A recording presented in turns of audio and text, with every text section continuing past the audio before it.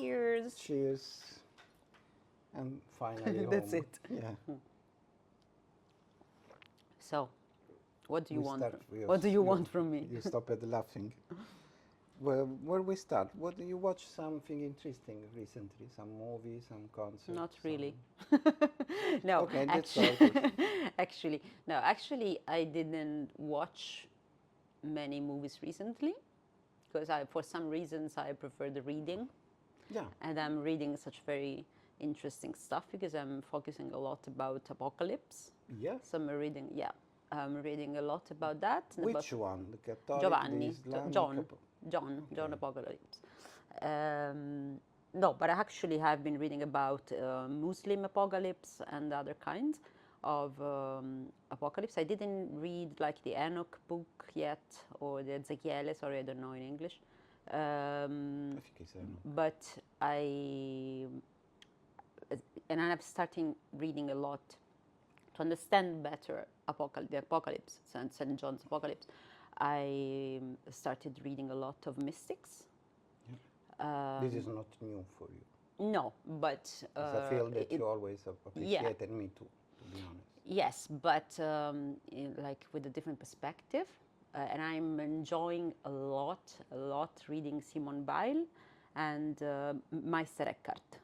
And I would love to work about that, so I'm really enjoying reading them. Yeah, give me something more about apocalypse because it's an interesting topic for me. Is the end of the world? We talked a little bit about this.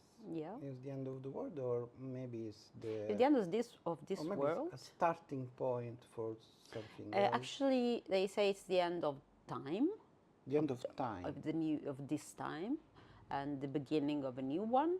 And that's the interesting thing because people imagine apocalypse only as earth disasters and the end of the world. But actually, made in Hollywood. exactly, yes. But actually, St. John's Apocalypse is the end of one part of history and the starting of another one. It's the New Jerusalem.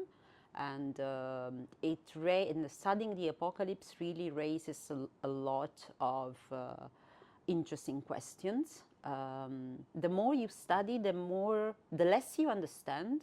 Like the first time you read, okay, you are confused, but somehow you try to give things a meaning, and but when you study and read like different interpretation of the text and everything, really the more you study, the less you know, the less you understand. So now I am that phase of the reading where I really would need someone to talk to, and I know that there is a priest in Bologna who's is an expert in terms of apocalypse, so I would like to talk to him because it raises many questions like if Jesus saved us, why do we need an apocalypse? And there is this concept inside the apocalypse called the second death, la seconda morte, that it's, just the sentence, la seconda morte, the second death, raises a lot of questions, like why? Yeah, because if the end, like Nick Cave, the end is, the death is not the end. Yeah. And so we need another one. It looks like, yeah, because the second death will be the death of those who won't admit their sins and want to be anything about, who won't regret their actions. So another chance will be given, and those who won't catch that will have the second death, that will die again. But what's the meaning of that? But in your... Why? I don't know. Well, so I don't know what you're doing here, if you don't know. No, my talks are more in the representation of time. I'm stuck in the middle with your idea of end of time, because time is more than space for some reason. I don't know why. In my mind, is the place where we live. I can understand better the end of place, the end of space. Because you better, the end of time. I think because you better understand what you conceive in terms of images. Exactly. While time doesn't have any images. No, and so it's not possible to stop it. Well, unless is something else is not exactly the representation I have. That's because you're an Aries. Sei un Maybe. ariete. But it's one of You the want- time. you want control when of I- things. When yeah, maybe. I have a problem with control. I have disease, and I can imagine the time as a representation, like a fourth dimension. You know, the three dimension, and then you have another representation that is in the movement.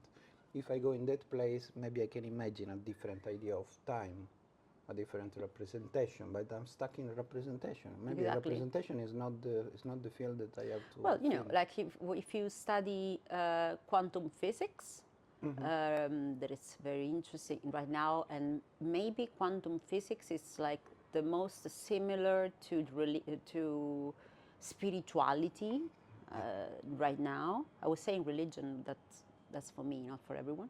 For spirituality, then even your concept of time must change, because actually quantum physics show you that the most important things are made of relationships. It's even the smallest part of, of, of things. In terms of connection. Yeah, changes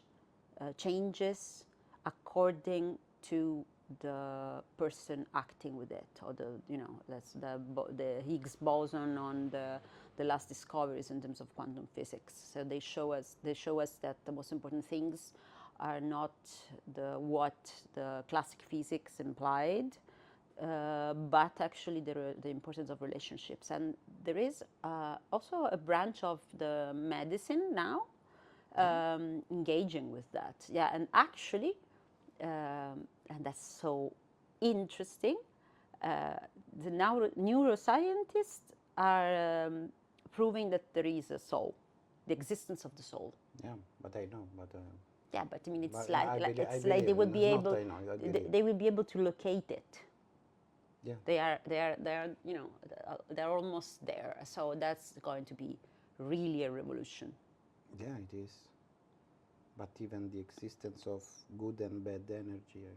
Yeah. Is Yeah, because quantum physics is about the energy and not the thing, right? Not the matter, and not the matter, but just But about the energy. they say that less knowledge of science put you far away from God, but more knowledge. With more knowledge, you go closer to that idea. And this is a field. This was supposed to be a fun conversation. Yeah, but we laugh before in Italian. We don't need to laugh all the time. we are okay now. We can be serious. We are stuck in the universe, you know. Now we are in interstellar. We can't go away. And then I just ask you what you read. No, I just ask you if you watch a movie. Yeah, that's on me then. That's on, That's on me, right? You read a book. You can read comics. You should stop because you're a woman. Reading and books. fuck the shut up. Exactly. Okay. So no, it's very fun to read this stuff because they're also. And you are a woman feminist, and so it's with more pleasure is to shut me up. Yeah, right. Of course. Yeah. What else you you want to talk about? I'm scared to ask you if you read. What time is it? What time is it? You listen some music? Yes, I yes, was. the Gregorian. No. The Gregorian chorus of the 16th century. No, but yeah, I'm quite obsessed right now about these things because I've read, I've been reading them a lot. You put in the artwork? I'm trying, but it's very hard. It's very hard to give representation to those concepts. And I've decided to, in the show I'm imagining, so with new works, I decided to make one part as some kind of almanac, as a diary, to speak about like a personal apocalypse. Yeah. So the feeling of it, not just the apocalypse. And also that comes... As a second death, or as a death? No, I don't know. I have to figure that out. But this thing about working about the feeling of apocalypse, well, I've experienced something that I would call for myself personal apocalypse, because I had to give up to many things in my way of living, in my mind, and starting a new time in terms of personal stuff. And so I was inspired by that, and by also Giobbe's book. I don't know in English, Libro di Giobbe, and the Jacob's book, I guess it's called, where God. Giobbe, Jacob's, I don't know what's the name, is persecuted by God to prove his faith. And I read that, and I've read the interpretation of Carl Gustav Jung, and that's why, and that brought me, brought me to the apocalypse actually, because it's related in a way that I'm not going to explain now. Because it's a funny conversation. Yeah, because it's supposed to be a funny conversation. But actually, what was I saying? The Jacob in relation to the apocalypse? No, yeah, but before that, I don't know. Anyway, I've had this kind of personal apocalypse, but also when I was in Hiroshima, like 12 years ago. Yes, 12 years ago, and I had the chance to interview two of the survivors of the Hiroshima bombing. It was like, yeah, I've met them, yes, 12 years ago, right? And I was struck and impressed by the fact that both the survivors, who now are old, they both told me that in their lives, actually, the Hiroshima bombing was not as hard as love troubles. Ooh. So when and they had completely different stories. So they weren't close. They didn't know each other at all. But they had this in common. They both said that. So that is something that really stayed with me and will always stay with me, I guess. So that convinced me somehow that what we feel in terms of love or so sentimental stuff or emotional stuff can actually detonate even more than a nuclear bomb. We started about putting in the artwork. Said you are trying. Yes. Okay. Some almanac. Yeah. So that I'm doing. I'm making works about using poetry lines from most surrealist poets, and so I'm making an almanac. So also with the date of this kind of this very overwhelming feelings. So that will give a chance to the show to have this kind of personal apocalypse there. Yeah. But when I try to go bigger and going more universal, it's very hard because, again, people already have in mind what an apocalypse is, and there's a tsunami and all the material things and fire and also some. Again, it's Hollywood. Yeah, it's also quoted in St. John's Apocalypse, but that, of course, is a cosmologic. That is a cosmologic. You have to wake up. You are sleeping. Yes. We have an interview today. You have to wake up. Has a cosmologic meaning. Could be cosmologic interpretation. Actually, I've been reading this very, very small book from Roberto Calasso about the apocalypse, and he said some really epic sentence that I don't really understand precisely, but they have a big impact. Like the apocalypse is the vengeance to the Vangelo, Gospels. It's la vendetta sul Vangelo. I mean, such strong sense. And these are those kinds of sentences that just stayed with you, because you don't understand them, and they work inside you. And I'm trying to figure out something like that. And also said that in the same book he says that St. John's wanted to break the cosmos, the universe. And that is also something to think about, right? because that would make that would answer the question, like, why, if Jesus Christ saved us all, we need an apocalypse. Like, there was another level of, like, okay, this is maybe people would remember that this force is so strong that it can actually break the cosmos.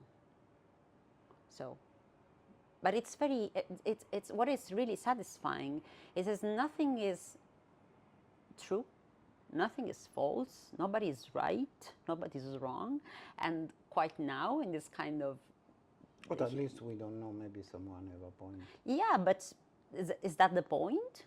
No, It's not even really.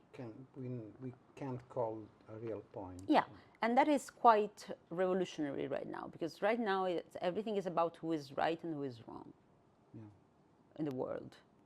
And while this kind of forces, this kind of, spiritual energies and this kind of impossible questions to answer are very inspiring, because they would transcend the reality as we know it, and allow us to go beyond and to invent something else. And art does that. Yes, At least for me. Yeah, in his immaterial part, no, in his But also, why? spiritual part. Why or, in his material? No, I ask. No, I think it does it. I mean, it makes it material. It makes material what is not material to me. But that doesn't mean that it manages to answer the questions, right? It just, to me, it just gives the occasion to the question to be raised and to be phrased. So you choose how to phrase it. You choose how to make it look, if make it attractive or not, but it give a chance to the question to be raised, and it gives a shape. And of course, a lot depends on that shape, but the artist is not in control over their own artworks. For me, Yeah, I see. you know. Yeah. I convinced you. You're not. You convince me at high. Cheers.